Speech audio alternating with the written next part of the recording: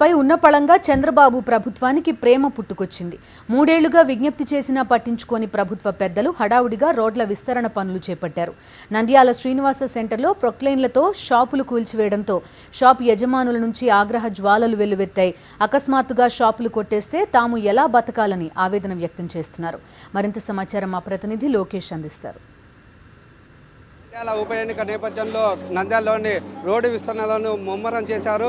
ఇక్కడ ప్రస్తుతం మనము నంద్యాలలోని శ్రీనివాస సర్కిల్ దగ్గర ఉన్నాము. ఇక్కడ మనం చూసుకున్నట్లయితే ఇక్కడ రోడ్డు విస్తరణ జరుగుతుందని చెప్పేసి మొదటి నుంచి చెప్తున్నప్పటికీ కూడా ఈ ఉప ఎన్నికల నేపథ్యంలోనే ఈ యొక్క పనులను వేగవంతం చేస్తూ ఇక్కడ కూల్చివేస్తున్నారు.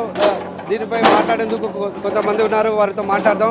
మీరు చెప్పండి, మీకు మీ యొక్క షాపు ఏదైతే ఉందో దాన్ని కూల్చివేస్తున్నారు కదా, మీకు ఎటువంటి ఏమైనా నోటీస్? ఏం చెప్పలేదు, సమాచారం అయితే ఏం లేదు. ఏం లేకుండా ఇప్పుడు వచ్చి స్టార్ట్ చేసి అన్ని బయట పెట్టుకోండి అని ఎట్లంటే చేస్తున్నారు. ఇది చాలా అన్యాయము. ఒక్కరోజు నాకు టైం ఇస్తే మేము అన్ని కాల్ చేసుకుంటాము. అసలు మాకు టైం ఇవ్వకుండా చాలా ఇబ్బంది పెడుతున్నారు. ఈరోజు పొద్దున కూడా మాకు చెప్పలేదు, వచ్చినారు పొక్కలేని తెచ్చారు కొడుతున్నారు. చెప్తే మేము సామాన్లన్న బయట పెట్టుకుంటాం, ఏమన్నా మా ప్లేస్లో చేర్చుకుంటాము. అసలు ఏం చెప్పకుండా చాలా ఘోరంగా ఉంది పరిస్థితి. ఇక్కడైతే మనం చూసుకున్నట్లయితే మనం ఎదురుగా ఉండే బిల్డింగ్ ఇది మాజీ మంత్రి ఫరూక్ది. అయితే ఆ యొక్క ఆస్తుల జోలికి వెళ్లకుండా మిగతా వాళ్ళ చోట అనవసరమైన చోట కూడా రోడ్ల విస్తరణలో భాగంగా ఇక్కడ కొట్టివేస్తున్నారని చెప్పేసి ఇక్కడ ఉండే ప్రజలు చెప్తున్న పరిస్థితి. దీనిపై మాట్లాడేందుకు మున్సిపల్ కమిషనర్ గారు ఉన్నారు. మీరు చెప్పండి, ఈ యొక్క అంటే ఇక్కడ ఉన్న వాళ్ళకు నోటీసులు ఇవ్వకుండానే కొట్టేస్తున్నారని చెప్పేసి అంటున్నారు, నిజమే అంటారా? నోటీసులు ఇచ్చి వాళ్ళ దగ్గర కన్సల్ట్ తీసుకున్న తర్వాత కొడుతున్నామండి. దాంట్లో ఇదేమి లేదు, అందరు కన్సల్ట్ తీసుకున్నాం. ఇక్కడైతే కొంతమంది టీడీపీ నాయకుల ఆస్తుల జోలికి వెళ్ళట్లేదు అనేది ఒక ప్రచారం జరుగుతుంది. వరుస క్రమంలో మొత్తం కొట్టుకుంటూ వెళ్తాం. అటువంటిది ఏమి లేదు, వరుస క్రమంలో మొత్తం కొట్టుకుంటూ వెళ్తాం. కన్సల్ట్ ఇచ్చిన వాళ్ళు అందరు కన్సల్ట్ ఇచ్చారు, అన్ని వరుసగా తీసేసుకుంటాం. వాళ్ళ 2 రోజుల టైం చెప్పి ఉన్నట్టుండి హఠాత్తుగా తీసుకొచ్చి కొట్టడం స్టార్ట్ చేసినారు. షాప్లో ఉన్న వర్కర్స్ అయితేనేమి ఇంకోటి ఒకసారి డిస్మాండిల్ చేసిన తర్వాత మళ్ళీ దాన్ని కన్స్ట్రక్ట్ చేసుకోవాలంటే మినిమం 1 ఇయర్ టైం పడుతుంది మాకు.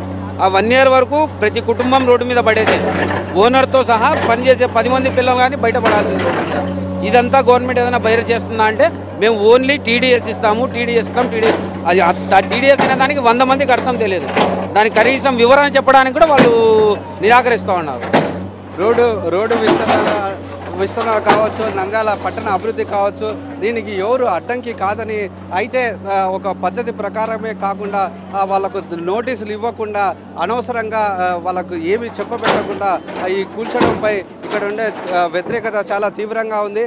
తమకు న్యాయం చేసే విధంగా ప్రభుత్వం నిర్ణయం తీసుకుంటే బాగుంటుంది అని చెప్పేసి ఇక్కడున్న బాధితులు చెప్తున్న పరిస్థితి. కెమెరా పర్సన్ క్రాంతితో లోకేష్, సాక్షి టీవీ, నంద్యాల, కర్నూలు జిల్లా.